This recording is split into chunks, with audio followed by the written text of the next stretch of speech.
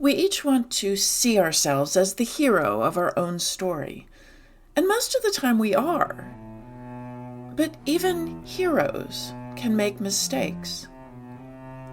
When the moment comes, when a voice says, "Just follow orders," will we know how to stand our ground? Will we know how to choose love? Welcome to Spiritual Geography. I'm Joni Miller.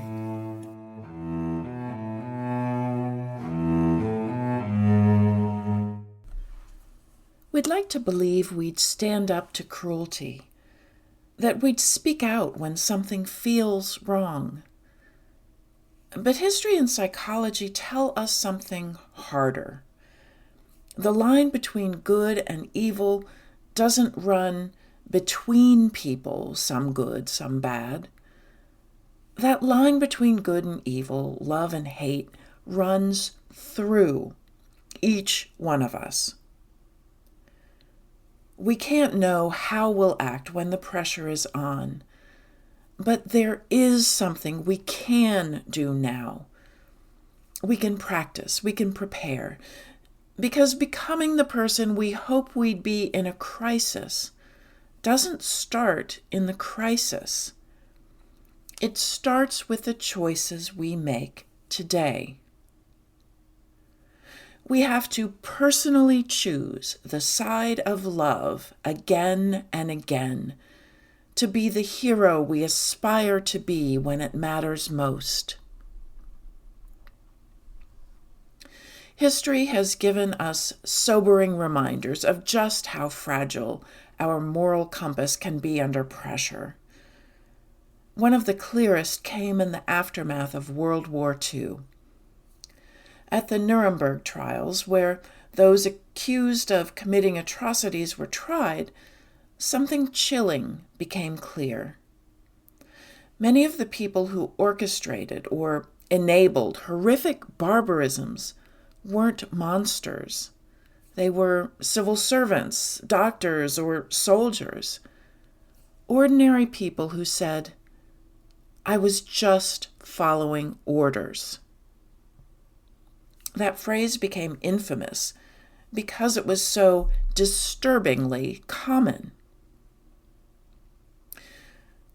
We like to believe we'd never be one of them, but the truth is, most of those people thought the same.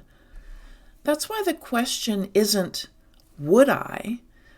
The question becomes, how do I resist the pressure of compliance? How do I stay awake to love when obedience to something I know is wrong feels easier?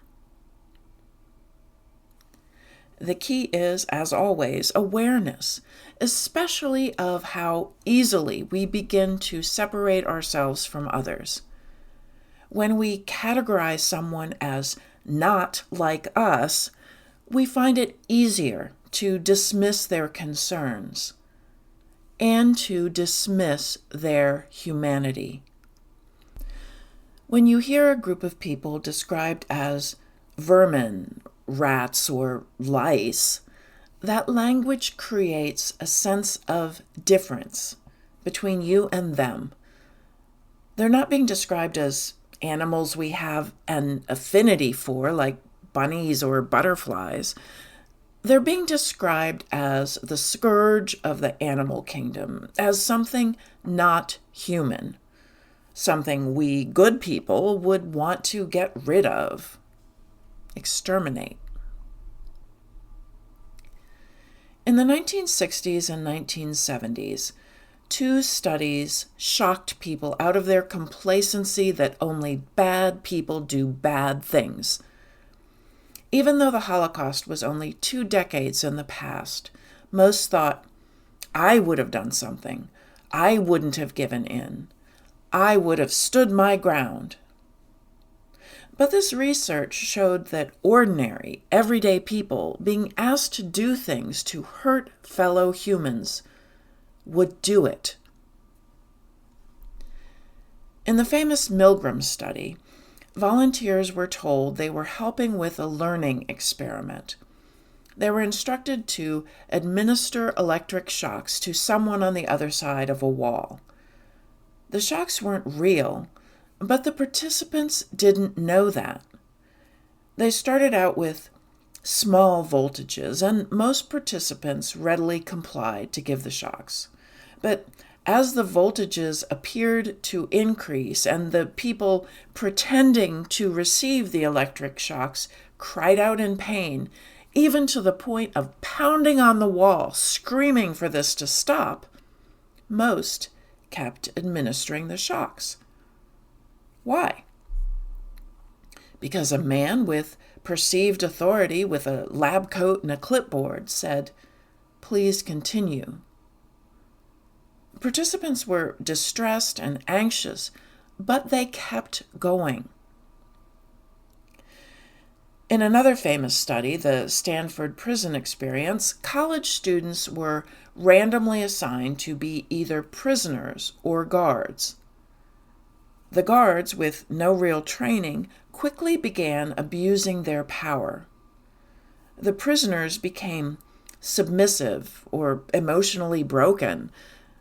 The experiment was stopped after only 6 days because of the pathological behavior both groups were displaying. What we learn from these studies is that anyone can be cruel given the right conditions. These were average people, not monsters.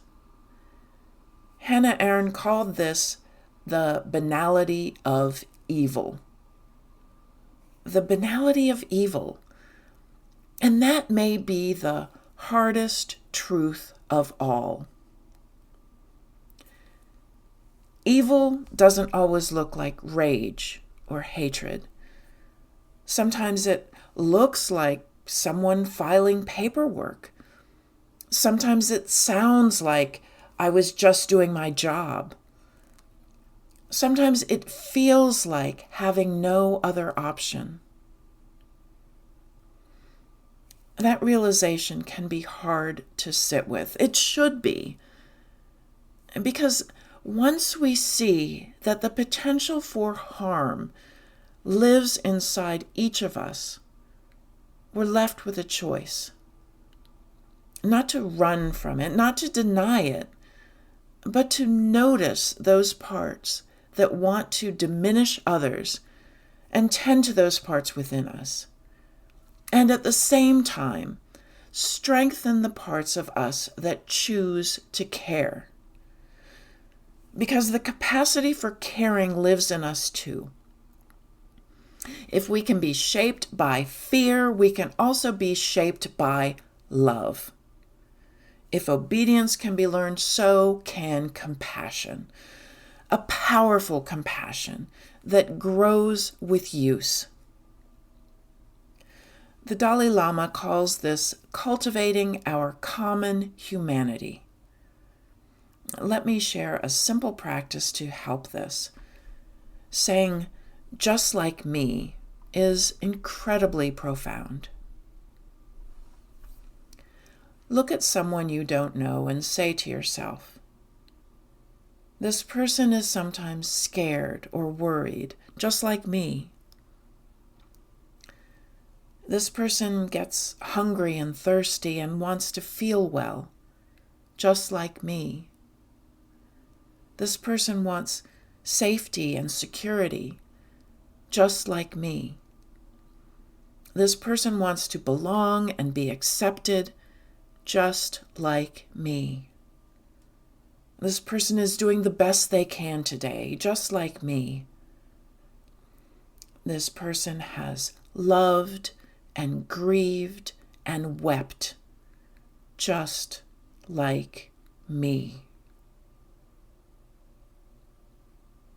Try it in traffic as you're sitting at a red light, in a waiting room at a doctor's office, or as you're standing in line at the grocery store. It's especially powerful when you feel annoyed by something that person has done. Maybe try it while scrolling online before you rush to judge someone's comment.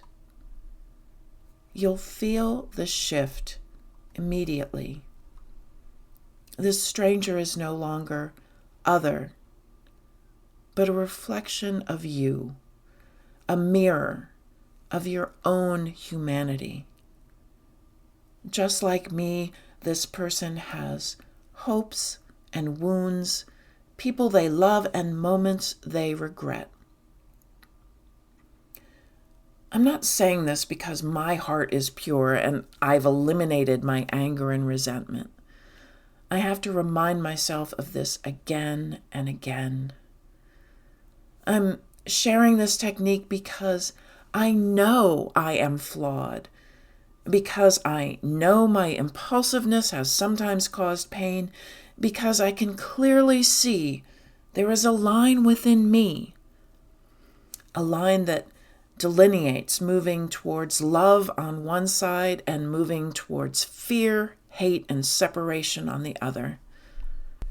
I work to choose love, even when my ego, own wounds, and fear would rather I take the easier path and turn away from love. I work to build and grow my compassion. If we are capable of obedience that causes harm, we are also capable of courage that protects. If we can be swayed by fear, we can also be anchored by love. The more you grow your compassion, the more it opens your heart, the more it disrupts that reflex to divide the world into us and them. Because, in truth, there is no them. There's only us. Flawed, fragile, capable of great harm, and capable of great love. We won't always get it right, but we can begin again, moment by moment, thought by thought. Just like me, others are struggling. And when we feel the pull to turn away, we can choose love. We don't understand the mysteries of the universe, but we can grow more love. Love for ourselves, love for others, and love for the infinite mystery that lays beyond our understanding. Thank you for tuning in.